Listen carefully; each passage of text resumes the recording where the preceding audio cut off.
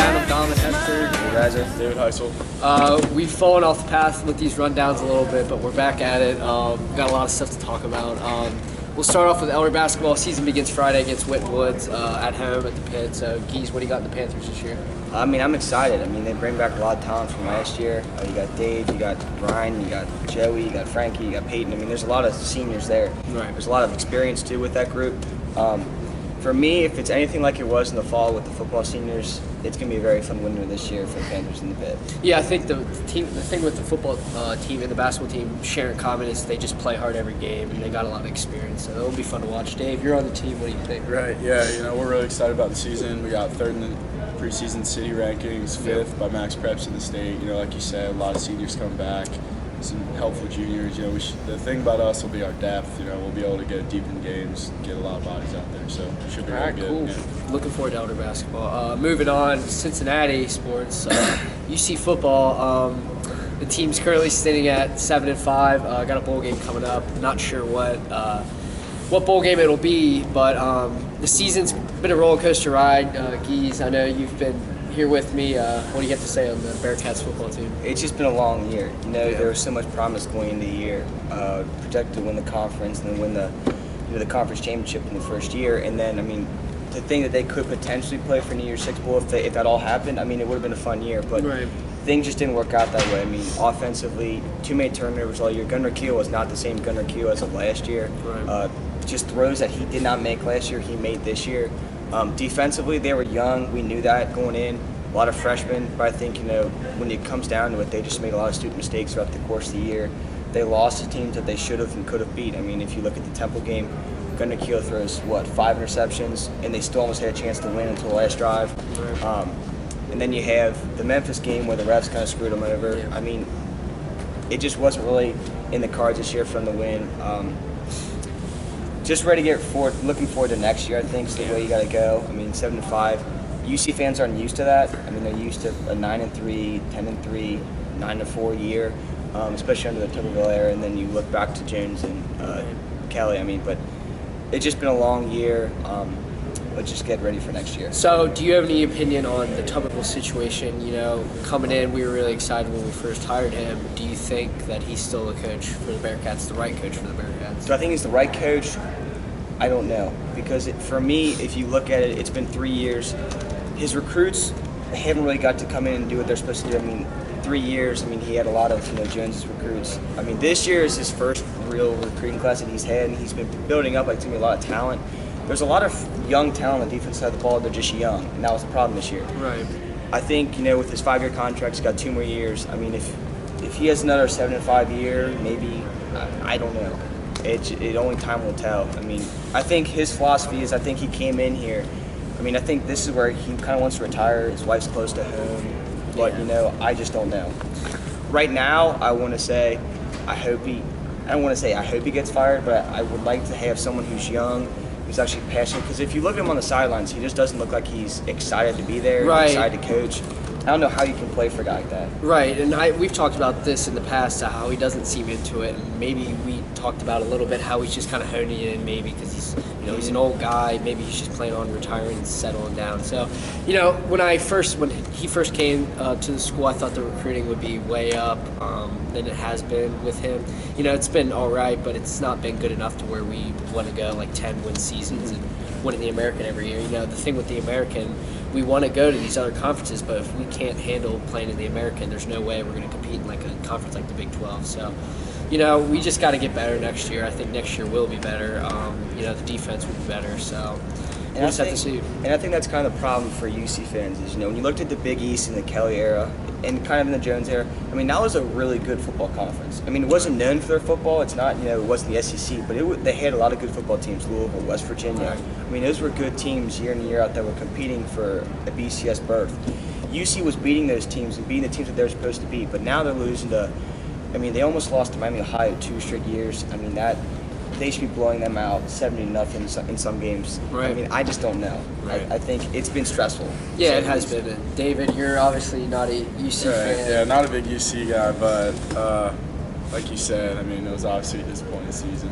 I maybe watched one game this year, so I'm not definitely didn't go into in depth as you guys did, but. Yeah. I mean, it's apparent that something needs to change over there. Right. Well, So- I wish Xavier had a football team so we could Yeah, talk about that. hey, me too, trust me, but the basketball team's doing just fine. So. Yeah. Moving on, the Cincinnati Bengals. Right now, sitting at 9-2. They had a 2-game losing streak. Some fans were worried. I don't think we were worried at all. We talked about that, but they're getting back on the right path, beating the Rams by like 20-some points. So, Keys, what do you got? Well, I Bengals. think it was kind of funny to see how quickly a lot of fans just lost faith in the fact that they were 8-0 at one point. I mean, they went to 8-2, and it's like, the Houston loss, yeah, I mean, that loss was kind of bad in my opinion. But I mean, to lose to the Cardinals, I mean, yeah, the way they lost, I mean, sucks. But I mean, that team could easily be playing for a Super Bowl coming out of the NFC. I mean, that could have potentially been a Super Bowl preview. Don't want to jinx us, but I mean. Knock on wood. There's no word around here, so I came down. But I mean, my thing is, for me, it's just, I mean, they have a lot of talent this year. This team seems different. Dalton is more poised than before. I mean, it showed. I mean, in the Arizona game, the St. Louis game was kind of a blowout. It wasn't really exciting for fans, I think. I mean, sure, it was great to see them win, but it was kind of like another day in the office for them. Right. But when you get back to the Arizona game, when it mattered most, Dalton seemed to play his best football that day. I mean, that's what I was the most excited about. If there was any positives to take out of that game, that was one of them. I don't think the primetime Dalton is there. I mean, yeah, he's still going to have some games, and that's going to cause people to judge him quickly. I mean, this year, I think there is a difference this year. I mean, if you look at the rest of their schedule, the rest of the schedule definitely favors the Bengals. I mean, you got the Steelers. Big Ben may not even be able to play.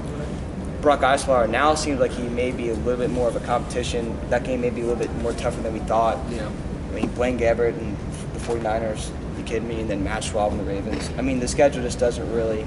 And then with the Browns this week, Austin Davis over Johnny Manziel. I mean, don't even get started on that franchise. But I mean, if you The think Browns about are a mess, and I think you hit them right on the head when you said that the Bengals' schedule favors them, and they could Yeah. really win out. they could go 14-2, 13-3. I mean, I don't expect them to win out and go Yeah. 14-2, but I expect them to go at least 12-4 with the schedule they have. David, what do you think? Yeah, I know, like you guys have been saying, I think, with the way the rest of the schedule's been playing out, I think you got to look at even a 1 seed now with the way the Patriots, they just lost Gronk. The injuries. They're injuries. They're definitely banged up, yeah. Right, and then, can Brock Osweiler still play like that? Like, you just think was that a fluke, or is he going to keep playing like that? So I think the Bengals, nowhere but up for me. I mean, their defense looking strong. I think a big thing for them is Geno Atkins. It's Geno Atkins again. Yeah. He is. The defensive line has played so good this year, and part of it's because of Geno. He was so mediocre last year, and Paul Gunther really called him out on it at the end of the year. And he's come back; he's a totally new player, back to the original Geno Atkins that he was. And I before think his injury. I think for a while there, the Bengals prided themselves on how healthy they were. Now they're kind of banged up. But if you look around the AFC, they're all banged up. They're all banged up. So and last year in the playoff loss against the Colts, they didn't have A.J. Green, Marvin Jones. That's a huge blow to this offense. And Eifert. And now you're seeing what they have when they have all the pieces there. It's a special offense. It's a dangerous team, and going to the playoffs, I think it really favors the Bengals. The Patriots don't even have a wide receiver right now, so they're a mess. So, moving on from the Bengals, you see basketball. Let's go Muskies. You want to go Muskies? David, talk about the Muskies. Oh, well, obviously having a good season so far, 7-0. Just won the Ed McCare Invitational.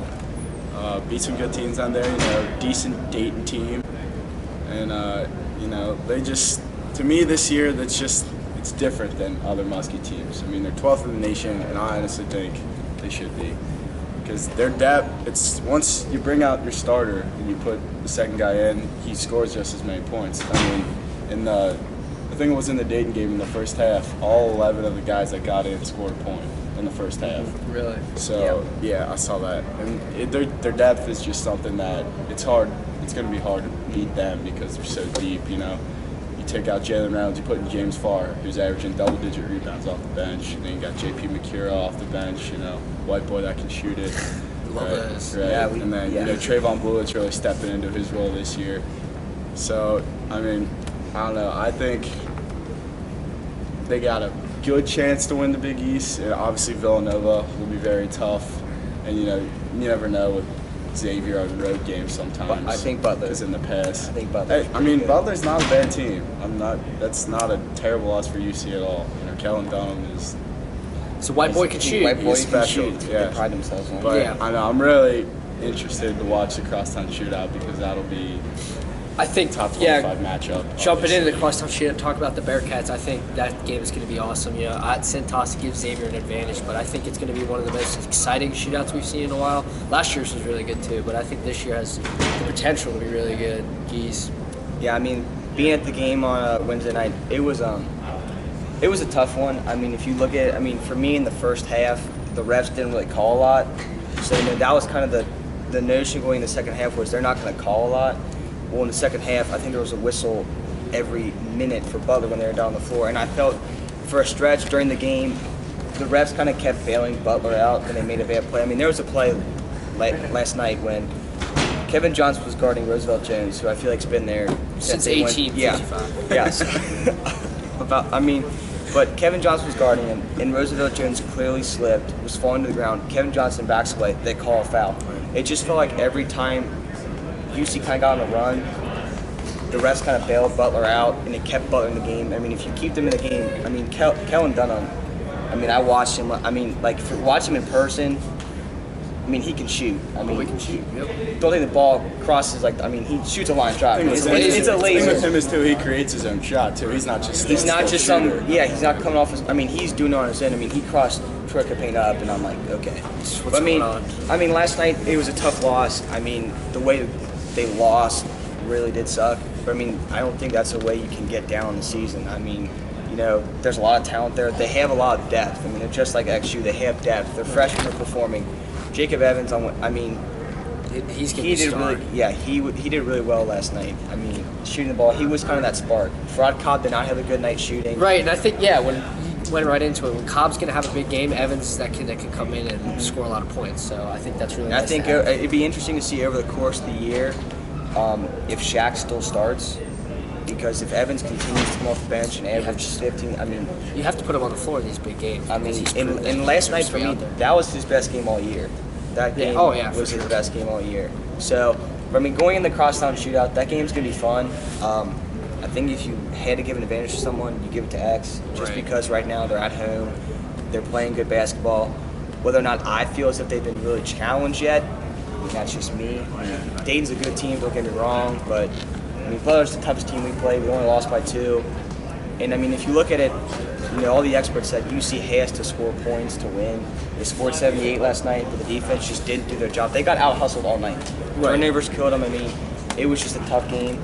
If you look at it on Wednesday night, it doesn't define their season. Right. That's what, for me, it just does. It's early. That's a team. Butler's going to be playing in March. They're going to be probably playing in the Sweet 16, if you ask me. That team's got depth. They're a really good team. I don't know. The crosstown shootout's going to be fun. Yeah. Dave, you got any predictions for the shootout? Shootout? Well, obviously, I think Xavier's going to win, but UC's definitely going to give them a run for their money. It'll definitely be close. I think it'll be like last year's game. No, we don't got D. Davis to save us this year, but I don't think we need Thank it. God. Yeah. We'll see. Gee's prediction. For me, when it came down to the month of December for UC, they had 4 tough games. They had Iowa State, VCU, X, and Butler. If they could have gone 3-1 in those games, that would have been great. I don't want that loss to be against XU. They're going to have, I don't know. I want to say UC, but right now I probably would have to give advantage to X. It kills me to say it, but I'm going to hold out hope. But If you talk to most, people that aren't fans of one of the two schools, they're going to say X because XU. it's at home and they're playing on and there they're right now. blowing teams out by 30. Right, but I think UC's defense, they didn't play good defense against Butler, but they're going to be back. Their offense is clicking. If they can continue to do that, I think they can play with anyone. So. But for me though, the biggest thing when it comes to their advantage is, when it comes down to it, this is the freshman's first true road game. This is the first true road game of the season. The Barclays Center was a neutral site. Bowling Green, Stroh Center. I just think that may play a bigger role in that game than we really initially think. But it's gonna be interesting to see. We still got. I think my prediction is UC can they turned the ball over so much against Butler. They had like Yeah. 15 plus turnovers. I think if they can take care of the ball, play good defense, score some points, I think they're going to win. It'll be a weird game. I'll say double overtime, Bearcats win. So mark it down. Well, I mean, I could honestly go either way. I think the teams are very similar. They all have personnel. depth. They have experience. You got like Octavius Ellis, Jalen Reynolds, really remind me of each other down low. And I don't know, it's just Edmund Sumner. Yeah, I think. Payne. Yeah. They I think got the matchups. shooters, they There's got a bunch of handlers, there's a right. bunch of matchups that really intrigue. It's gonna come down to who capitalizes off turnovers and who doesn't have as much turnovers. And that was UC's Achilles heel on Wednesday against Butler. They had 14 turnovers, and then Butler had 16 points off those turnovers, and UC only had 5 off Butler's. So that was a big difference for me. So Yeah, it's going to be a great game next Saturday. So that's all we got for the rundown. I'm Donovan Hester. Jacob Geiser. David Heisel. Thanks, David, for coming on. Good luck this year, Elder basketball. Thanks for watching.